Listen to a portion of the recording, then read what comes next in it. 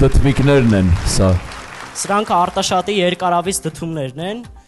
որոնցից ես ու հայրս նորից գործիք ենք։ Բրավո։ Սա իսկական դդումն է 4 վիճակում, իսկ սա մեր պատրաստած է արդեն։ Հիմա անհամբեր ես եւ վստահ եմ մեր ժյուրիի մնացած 3 անդամները եւ հեռուստադիտողը ու հանդիսատեսը սպասում ենք, տեսնենք թե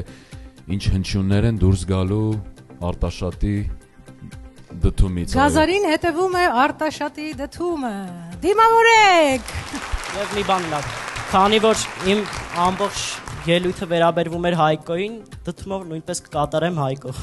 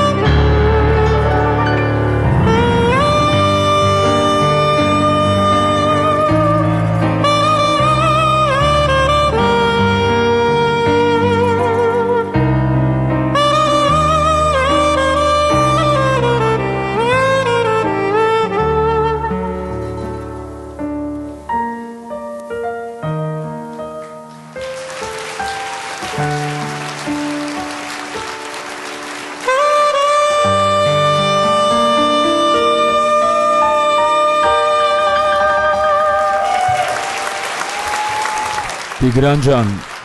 մեր մրցույթը հենց վերաբերվում է քեզ նման տաղանդներին, քեզ նման։